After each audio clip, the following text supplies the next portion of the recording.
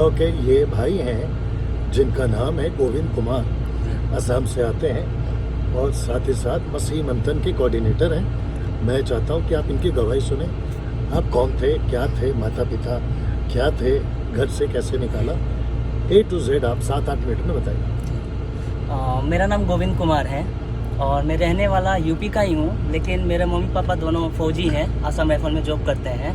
और वहीं पे मैं असम में तेजपुर जगह है, वहीं मैंने पढ़ाई किया और वहीं पे पढ़ा लिखा और बड़ा हुआ। लेकिन उससे पहले मैं प्रभु को बिल्कुल नहीं जानता था और बिल्कुल मुझे मालूम नहीं था। लेकिन जिस दिन मैंने प्रभु को जाना और विश्वास किया, जिस दिन मैंने, उस दिन ही मेरे मम्मी पापा ने मुझे घर से निकाल दिया और बहुत बुरी तरह से मैं निकला, क्योंकि मेरे पास कुछ नहीं था। मैं और मेरा वाइफ दोनों हम घर से निकल गए, ना खाने का था हमारे पास, ना पीने का था। बस मुझे एक वचन याद था, मत्ती 5:11, कि धन्य हो तुम जब मेरे कारण तुमको निंदा करे, घर से निकाल दिया जाए। ये वचन ने मुझे बहुत हिम्मत दिया और इसी विश्वास पे मैं चला।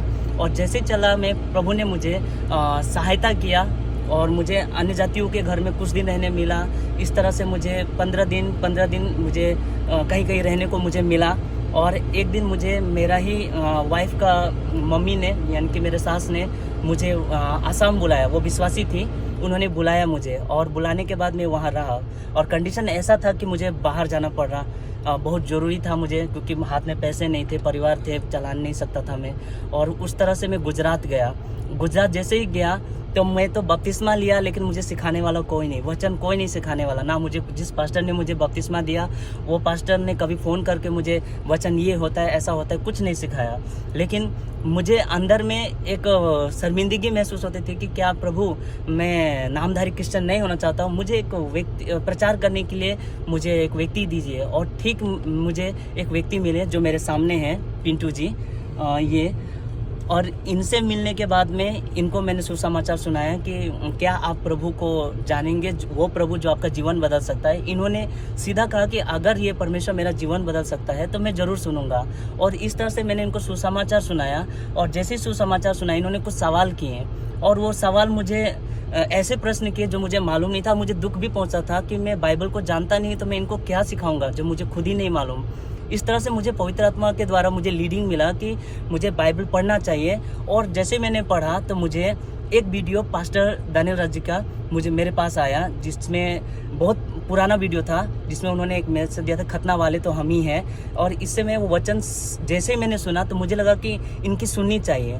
और जैसे ही मैंने इनको सुना और सुन के जैसे ही मैंने वचन को परखना शुरू किया और जैसे मैंने चेक किया, इनके वचन में बहुत ही अद्भुत वचन था और बहुत खरी बातें थे जो मुझे पूरा अट्रैक्ट करती थी। और मैं खुद भी सीखा और इन्हें भी सिखाया, पिंटू जी को भी सिखाया।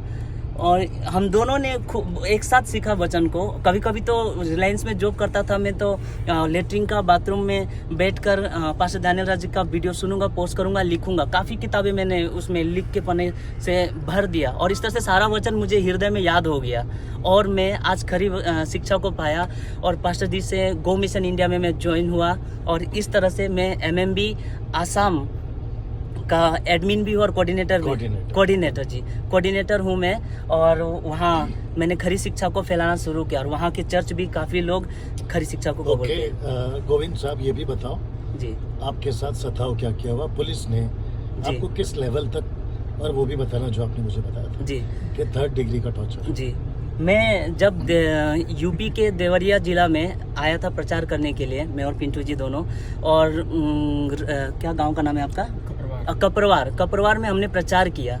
और वहाँ जब प्रचार किया तो एक पंडित ने हमको धर्म परिवर्तन के जुर्म पे वहाँ लेके गए पुलिस में। और जैसे ही वहाँ लेके गए स्टेशन में, तो दरोगा ने मुझे कुछ नहीं पूछा, डायरेक्ट मारना शुरू किया। और मारा, बहुत मारा। मेरा एक कान सुनाई नहीं दे रहा था, काफ़ी दिन तक सुनाई नहीं दिया मुझे। और बहुत उसके बाद उन्होंने काफ़ी साल पहले, तुम लोग धर्म परिवर्तन करते हैं, ब्रेन वॉश करते हैं, ऐसा बहुत सारा इल्ज़ाम लगाया। और जितना मैं बोलता था उतना मुझे मारते थे वो लोग। और ऐसे मारते मारते एक और थे उनके साथ में, दरोगा के साथ में, उन्होंने मुझे 3rd डिग्री देने के लिए मेरे कपड़े उतार दिए थे और मुझे लेके जा रहे थे कि इसको 3rd डिग्री दो करके।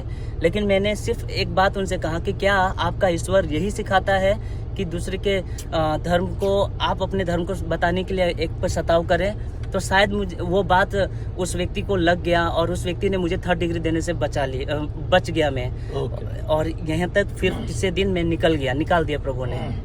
और अभी आप असम में काम कर रहे हैं? अभी मैं आसाम में काम करता हूँ जी। Very nice, very nice, very nice. चलिए दोस्तों, आपने गवाही सुनी, मकसद एक ही है, आप उत्साहित हों, हिम्मत रखें। अगर गोविंद कुमार साहब झेल सकते हैं यीशु के लिए, आप भी झेल सकते हैं। अगले वीडियो के साथ फिर मुलाकात होगी। जय मसीह।